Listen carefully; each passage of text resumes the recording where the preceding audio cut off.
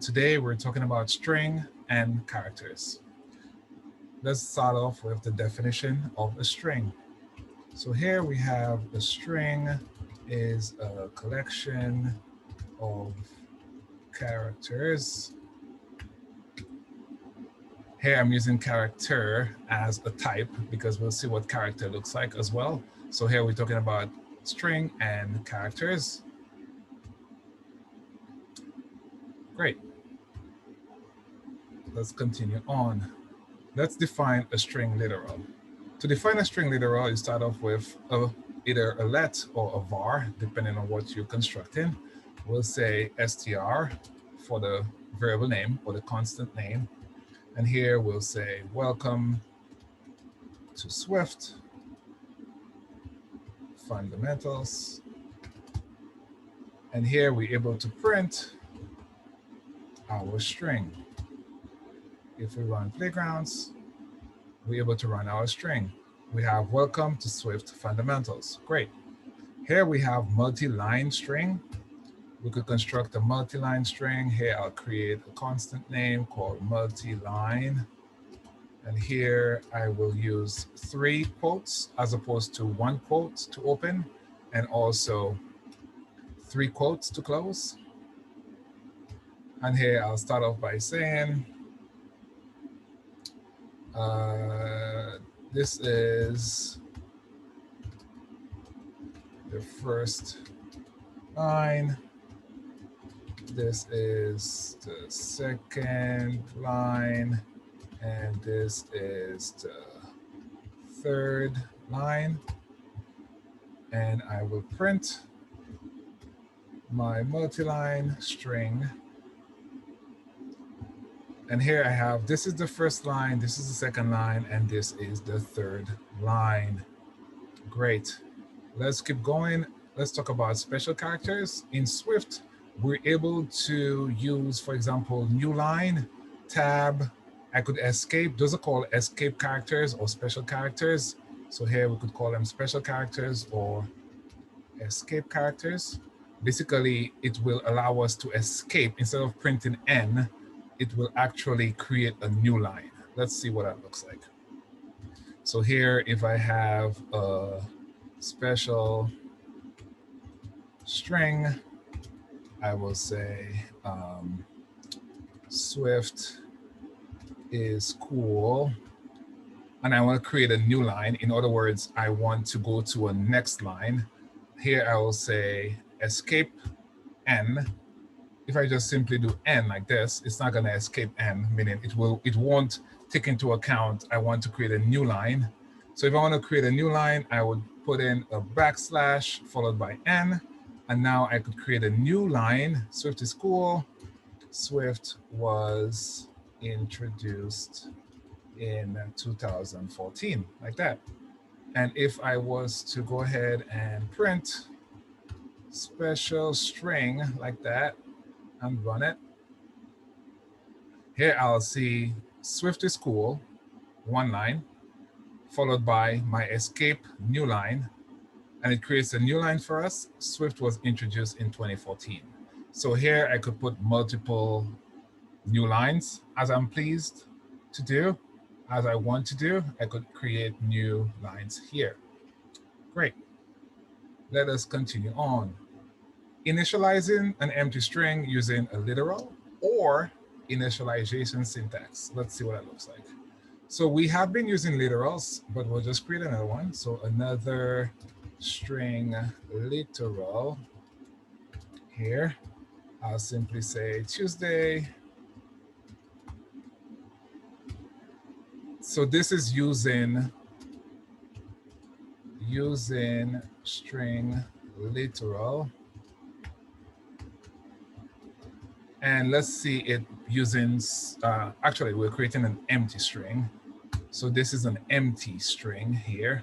And if I was to create an empty string, it won't help us if we create an empty string. That's a constant. So let's make this mutable.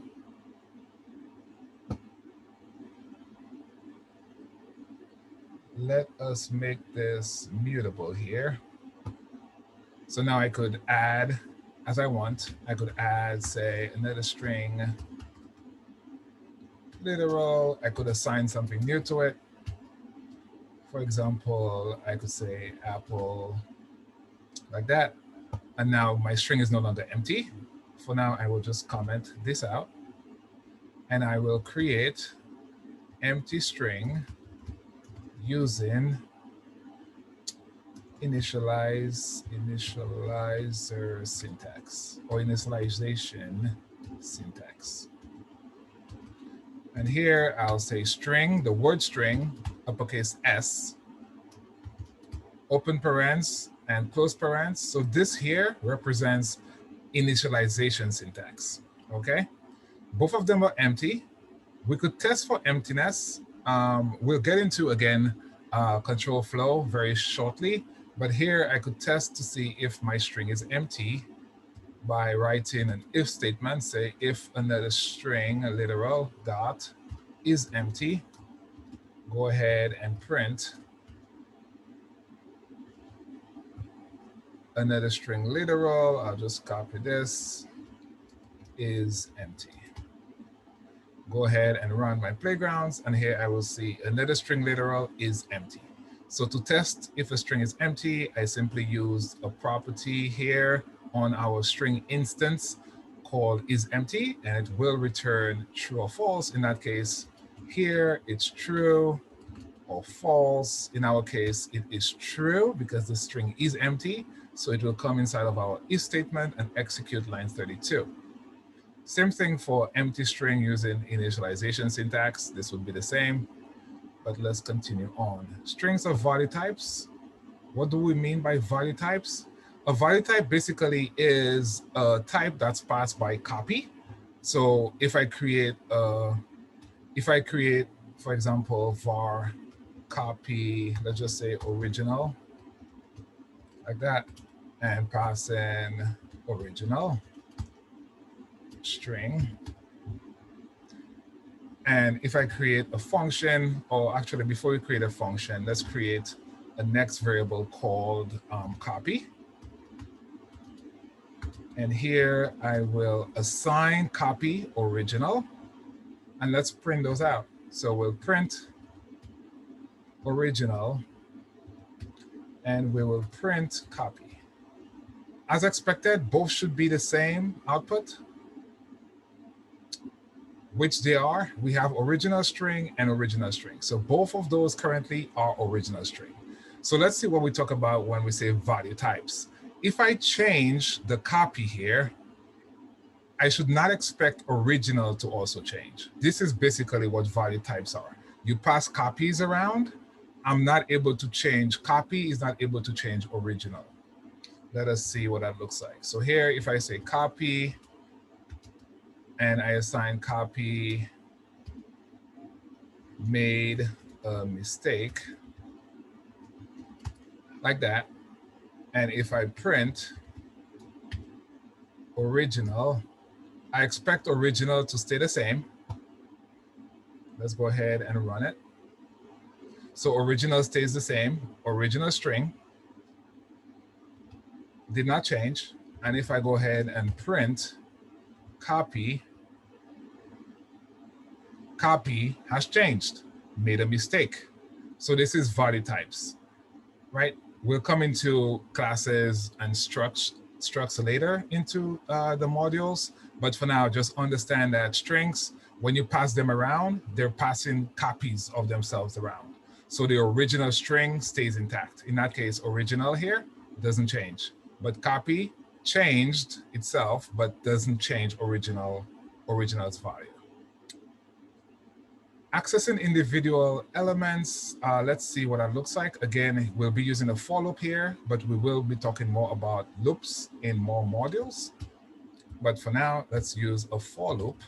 So we will say for, again, the for loop works such that it iterates or it goes through each element of a given collection.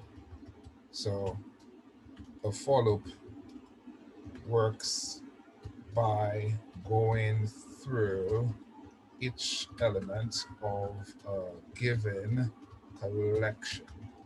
And here we define string early on by saying string is a collection of characters. Okay, so if we said string is a collection of characters, that means we could use a for loop to iterate through a string. Okay, so here we created, let's actually create a new string here. Let's create a new string mixed. Let's create iterate string. Swift allows developers to write apps for iOS devices or Apple devices. Like that. And let's put in an emoji, for example. Okay, cool. So now let's use a for loop. So we'll say for some variable name. We could give it any name. I'll say char here. In iterate string. Okay, so here for is the for loop. Char here represents a constant because we won't be able to change char. In is a keyword, says in this collection. So for character in collection, iterate string, in string. Now we're inside the for loop. We could now have access to char and we could print what char is. Right, so char here is a character or String.Index type. So if we run our code, in our console, we'll see each character again printed, starting from our first character, which is S. So we'll see each character get printed on its own line, because here print creates a new line each time it prints. So here each character is printed on a new line, including a space. Space is also a character, right? So here we have all our characters getting printed, including our emoji here, which is our happy emoji, happy day. So this is what it looks like to access individual elements in a string using a for loop. Next, we'll go to talk about character. We haven't seen or used explicitly a character, so let's see what that looks like. So here, I will actually just copy this emoji, copy, and create a character or emoji. And here, I'll use my string literal to create my emoji.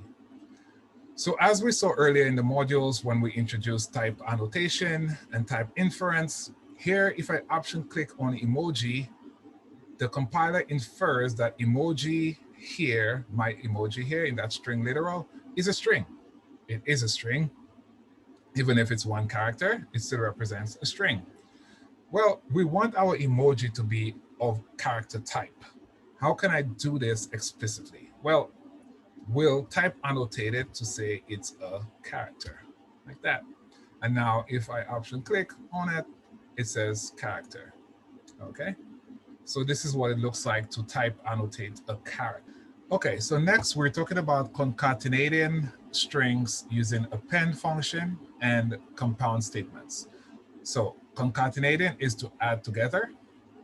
Here, if we have a variable, we'll call it string1, and we'll assign it hello, and we'll have a variable, we'll call it string2, and here we'll assign it world,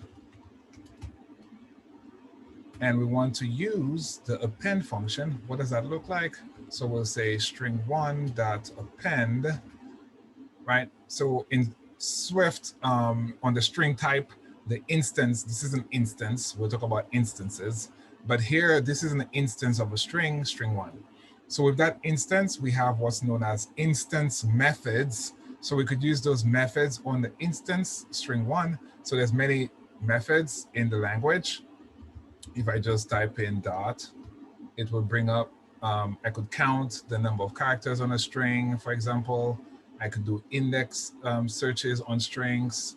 I could find the max of a string, a character. I could remove. There's many instance methods. So the one we're interested in today is append.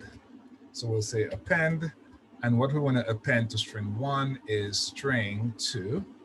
So now string 2 has a new value. We'll say print string 1. And here we get hello world, okay? We could put a space in if we want, but for now, we'll continue on with the compound statement. So plus equal is the compound statement. So here we'll do the same thing. We'll say, actually we'll create a new string. We'll say let new string equal to string 1. We could literally add them together with the plus sign, or we could say string 1 plus equal to string 2. And if I go ahead again, our string 1 is going to be hello world. And if we add a next world to it, it'll be hello world world. That's okay. And let's go ahead and print string 1. And go ahead and play. And here we have hello world world, as we said, okay? So here we have hello world world if we print string 1, okay? Actually string 1, not string, because we have many strings. Let me run this again. We have hello world world, because already here it was hello world. And if we added world to it again, we have hello world world. So this is adding strings together or concatenating. Let's go on to talk about string interpolation. We have been using it. Let's just create, actually, let's do print directly some string. We'll say add in values together. And here we'll use string interpolation to add values together. So here with string interpolation, which is the backslash followed by open parens and close parens, is string interpolation within a string. You do this. So here I could do constants. I could put in a constant here. It's going to print out the result of the constant. I could put in variables, or I could put in an expression directly. So for example, I could add 4 plus 10. It will evaluate this for us, return the value, and add the value to our string. Let's go ahead and print. Actually, we don't need to print because it's printing already. Let's just go ahead and run our code. And here we have adding values together, 14 is 14. Okay, so this is string interpolation. Again, you could use it for printing the value of a constant, printing the value of a variable, or printing an expression directly. Okay, great. Moving on to Unicode. So Unicode is a standard. It's a standard for representing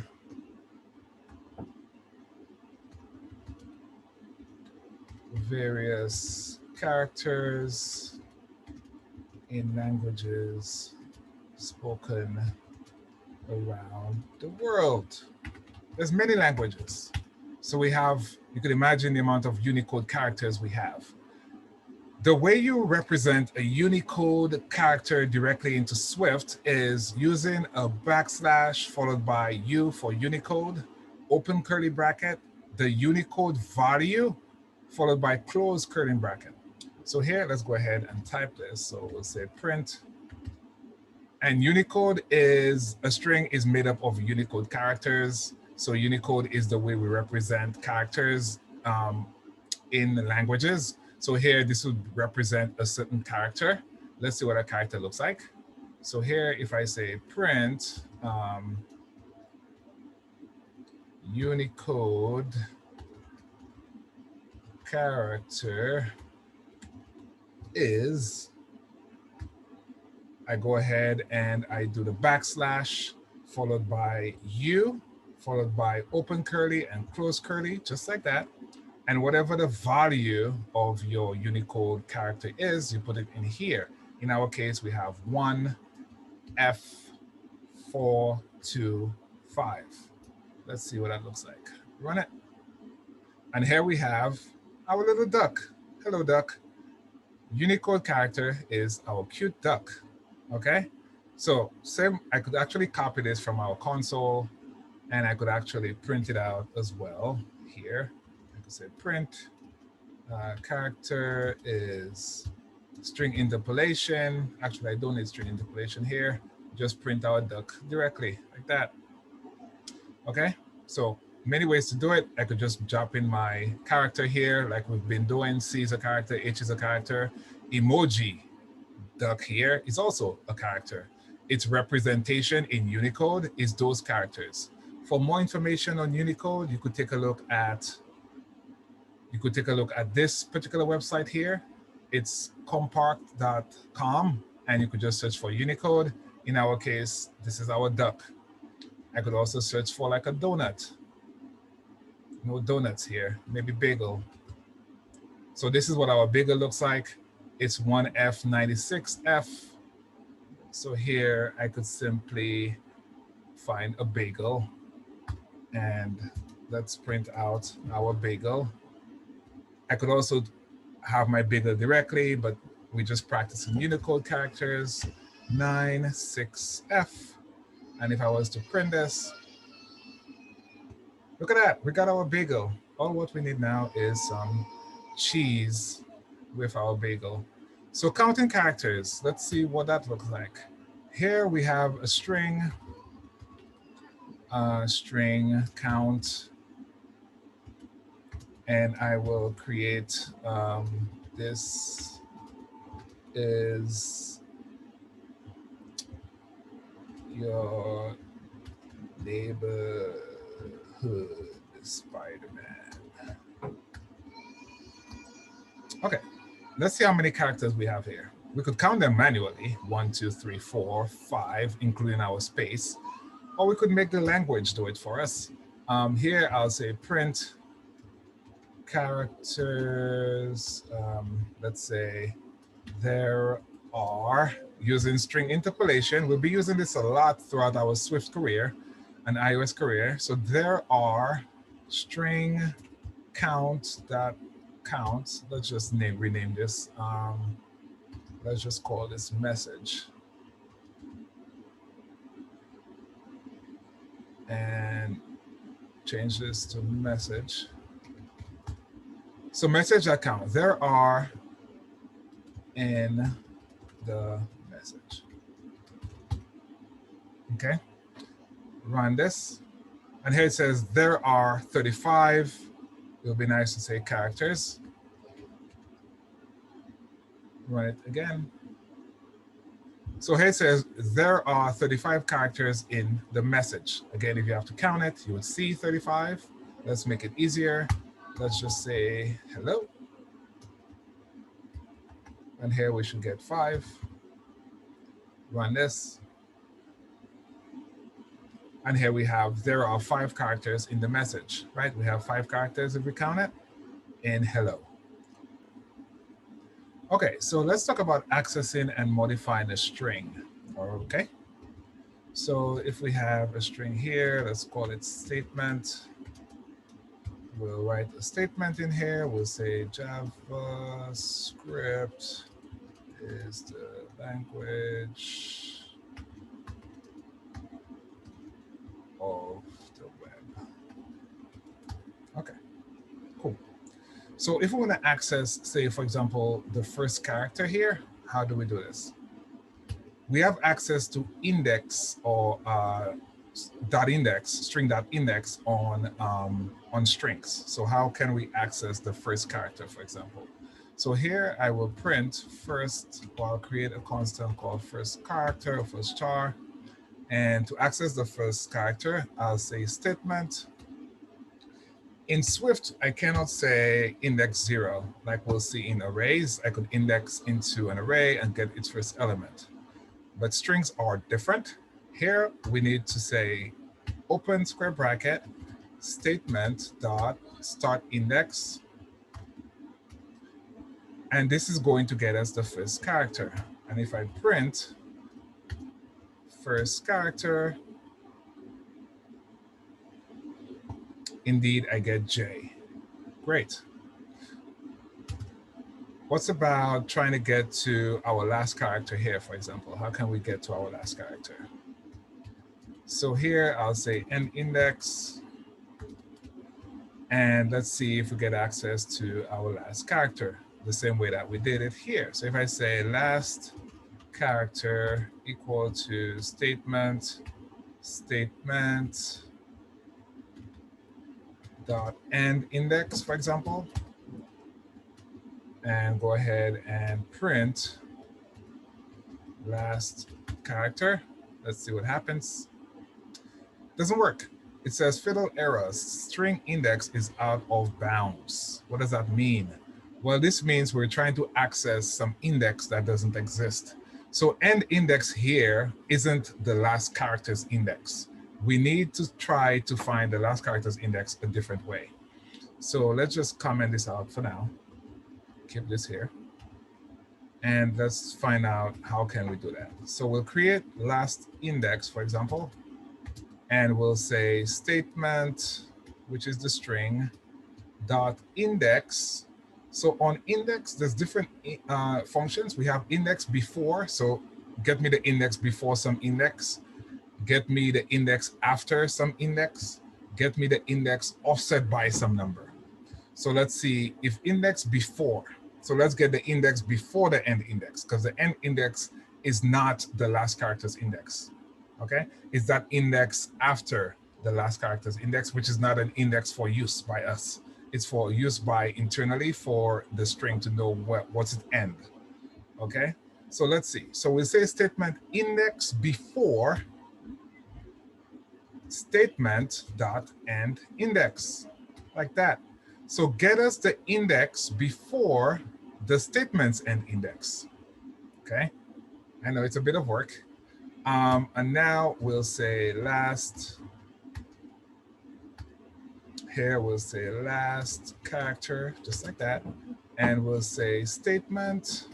Now we could use our open square bracket. And this index, again, this index here, if we option click on it, string.index. So type string.index. It is not type int. Right? This is why we cannot just say index 0. Okay? It has to be of type. It has to be of type string.index, whatever we put into this square bracket. Okay, let's see if we do get our last character. So last character, let's print that out.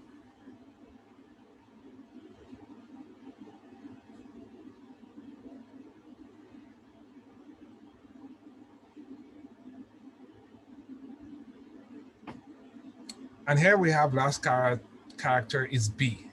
It indeed is B, okay? So first character is J, last character is B. All right, let us take a look at offset that we spoke about earlier. What does that mean? So here we'll just create an offset and we'll say statement.index of, and here we'll say index of, we'll use the option that says index of some index offset by, okay. So what we're gonna do here, we'll actually say statement dot end index, end index. What we wanna get to, we wanna get to web. So how can we do that? We have the end index, and now we'll say end index offset by, here you could actually put some distant. The distant here could be positive or negative. In our case, we'll say -3. So we'll go 1, 2, 3, -3. And this is the offset index, for example. And let us create, so now we have an offset index. Now let's go create a string, or we'll create, we'll say new string, I know we have new string before, but we'll say new string 3 equal to, let's go create a new string. So we'll say string statement rather, statement. And here we'll say index is our start index. We want to print out web actually. So we'll say statement. The begin of it is offset index. And we'll come back to the syntax here and we'll say the last index is last character or last index rather. And let's go ahead and print new string 3. Let's see what we have. So indeed, we do get web. Again, here, let's go over the syntax. So we have our statement, we have our string. Our string is JavaScript, is the language of the web. We want to access web here, for example. So we say last index, which is the last index we found here by getting the end index, right? So the index before the end index is this last index. So we're able to construct our web substring by using last index and the offset index. We offset by 3. So to offset by 3, we went -1, -2, -3, got us to web. And now we have a new string, or we could just call this substring, which it is. And here, just call this substring. And now we're able to print the substring, which is web, okay? So a bit of work here with String.Index. As we'll see later, it is easier 100% of the time to just convert our string to an array and just work with the array, okay? But it's very good to know how to use String.Index when you want to do simple manipulations on strings directly, okay? As opposed to converting it to an array. Okay, so keeping on with String.Index, let's see how to insert and remove items. So here we have inserting and removing. So we'll keep up with our statement. We'll say statement dot insert, for example. So we want to insert some character at some index. So here we'll say insert, let's just insert asterisk, for example. At we have indices already, so we'll say last index. And let us see what our new string looks like. So print statement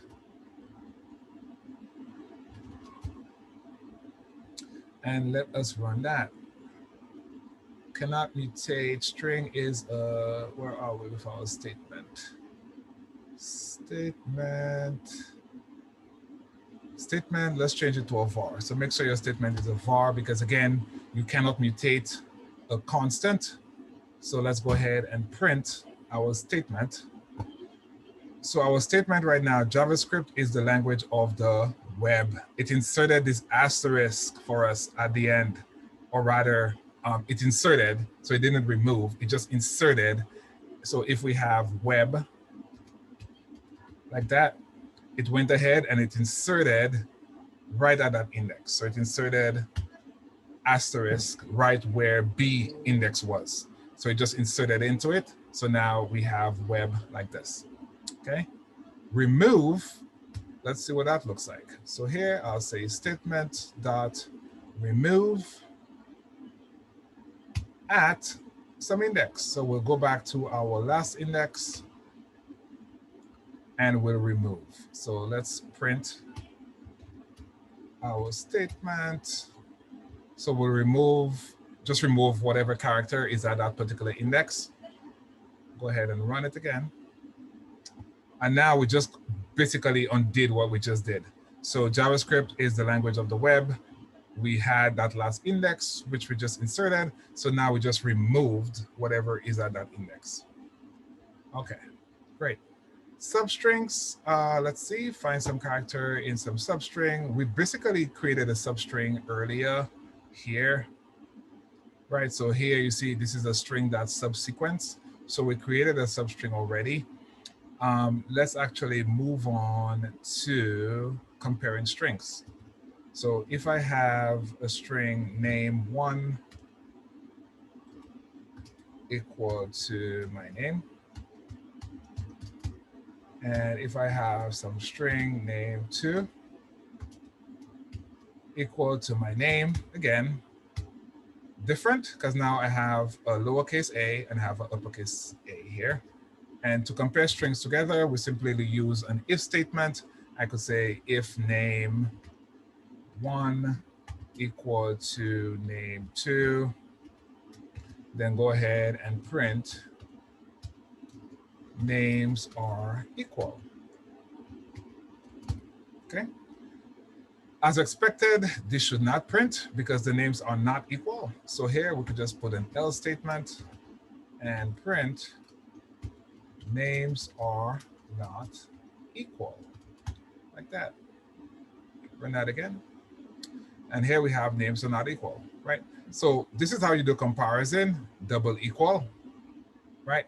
If we want to compare them such that they're both lowercase, for example, like we somewhat give it a problem and we want to test to see if the characters are equal, not necessarily the cases. So we could make both of them lowercase in that case with that lowercase now. And now we'll get names are equal here, okay? Because we lowercased capital A, that whole string got lowercase. All the characters in that string are now lowercase, so we're now able to do a comparison for equality. Okay, let's talk about, or let's end rather, on prefix and suffix. So here, let's create suffix string, and we'll say running, and we'll create a prefix string. Let me keep it in order for now. No problem here, actually, yeah. So we'll create a prefix string and we will say, we'll assign it to Alex, for example, like that. Okay, so has prefix and has suffix are great functions on strings to search for things. So in that case, we could say if prefix string dot has prefix, and here you could put in any sort of prefix you want. In our case, we're looking for AL, right? So here I'll say if prefix string has prefix, or if, yeah, that's fine. If prefix string has prefix, I could say something like, actually, let's just change this to first name. First name and first name. And this one will just say some verb. And here, this is good, this is good. So here we say if first name dot has prefix, then go ahead and print welcome to lesson 1, Swift Basics. Okay, so what this does, prefix is first characters. It could be 1 character, it could be 4 characters, but basically the beginning and some point of a string. Let's search for this. And if it's true, has prefix returns a Boolean value, right? Has prefix returns some Boolean value here. So if we option click on has prefix, we'll see has prefix returns, our arrow indicates what return type it is. Has prefix returns a Boolean. We'll come into functions. Has prefix is a function. It takes in an argument, which is a string. It returns a Boolean value. If this is true, it prints welcome to lesson 1, Swift Basics. If we run this, we do get welcome to lesson 1, Swift Basics. Same thing we could do with our verb string. We could say has suffix this time, the end of it. Does the end of it have ing? Right. If the end of it has ing, we'll come in here, print word ends in ing, like that. We could start using our escape characters and say escape this and escape that. And now we'll be able to have the quotes printed as well. And if we run the code again, we'll see word ends in ing. Again, we're using our escape sequence, which we saw earlier in the lesson. So here we're able to escape our quotes and have the quotes also printed in the console. This is great. So today we took a look at strings and characters. There's many functions on it, on both of them. I strongly recommend taking a look at the documentation for string and for character as well in the Swift documentation, and also take a look at the Swift language guide. Again, thank you for watching.